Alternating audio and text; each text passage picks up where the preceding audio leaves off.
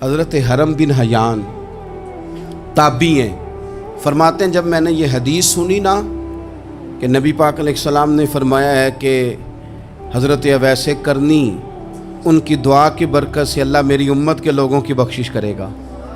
اور جب میں نے یہ سنا کہ حضرت مولا علی جیسے لوگ، حضرت عمر فاروق جیسے لوگوں کو جبہ دے کے بھیجا گیا ہے اور حضور نے بھیج کے کہا ہے کہ اویس سے کہنا میری امت کے لیے دعا کرے، تو فرماتے ہیں میرے سینے میں لو لگ گئی کہ میں حضرت اویس کرنی سے ملوں، میری طبیعت لگ گئی، میرا شوق آ گیا کہ میں خواجہ اویس کرنی رضی اللہ تعالیٰ عنہ سے ملوں۔ میں نکل پڑا،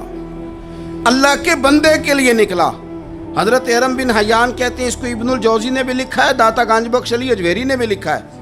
کہتے ہیں میں ڈھونڈنے لگا حضرت اویس کرنی کو، بڑے شہروں میں گیا پر وہ ملے نہیں۔ داتا صاحب کہتے ہیں وہ حال والے آدمی تھے، ان پر بھی حال تاری رہتا تھا، اسی کسے دے کچھ نہیں جے لگ دے تے نہ کوئی ساڈا دردی، وہ بھی اپنی کیفیت میں رہتے تھے۔ داتا صاحب نے لکھا ہے جب دنیا ہستی تھی تو حضرت اویس کرنی رویا کرتے تھے، اور جب لوگ روتے تھے تو وہ ہنستے تھے۔ وہ سادہ غذا کھاتے تھے، کسی سے کوئی لین دین نہیں، اپنے طرز کلام، اپنی زندگی۔ یہ لوگ بھی بڑے شاندار ہوتے ہیں، فرماتے ہیں کہ وہ اپنے حال میں رہتے تھے۔ حضرت حرم بن حیان کہتے ہیں میں نے بڑی جگہ ڈھونڈا، پر میں جہاں جاتا لوگ کہتے ہاں گندمی رنگ والے، ہاں جن کے چہرے پر کچھ برس کے داغ ہیں، وہ جن کا چہرہ اور وجود بڑا روب والا، وہ اویس کرنی۔ کہتے ہیں میں ڈھونڈتا جس شہر میں جاتا لوگ کہتے وہ آئے تھے پر چلے گئے۔ وہ کسی نے کہا تھا نا، اویسیوں میں بیٹھ جا، بلالیوں میں بیٹھ جا،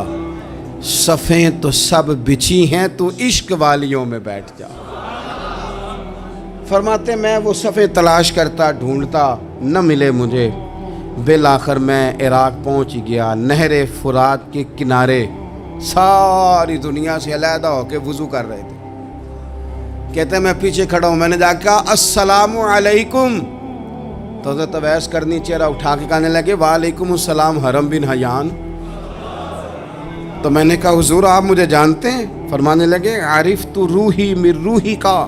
میری روح تیری روح کی جاننے والی ہے۔ کہتے ہیں میں نے کہا حضور کو نصیحت کر دیں، تو فرمانے لگے پہلی نصیحت تو یہ ہے کہ آج کے بعد مجھے ملنے نہ آنا، میں نہیں پسند کرتا،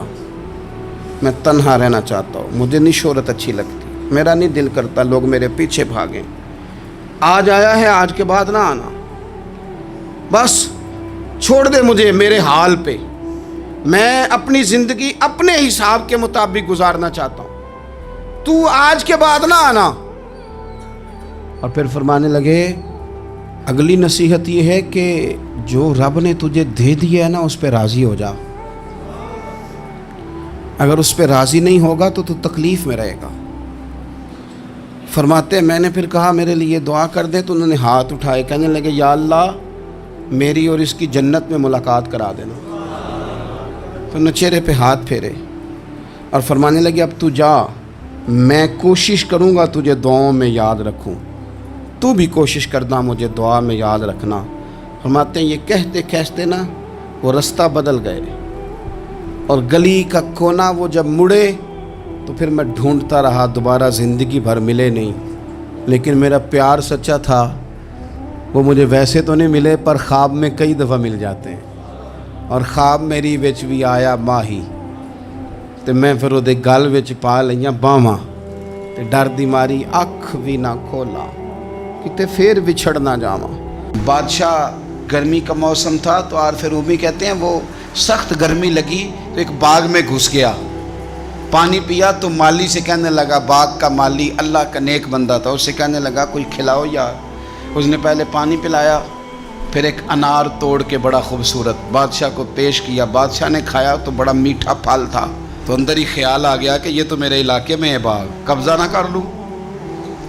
اس پر قابض نہ ہو جاؤں۔ یہ کہتے ہی اس نے جب دوبارہ مطالبہ کیا نا، اندر بات ہے، کہنے لگا ایک اور لانا انار، وہ توڑ کے لایا، درویش آدمی تو جب دیا اس کو تو کڑوا نکلا،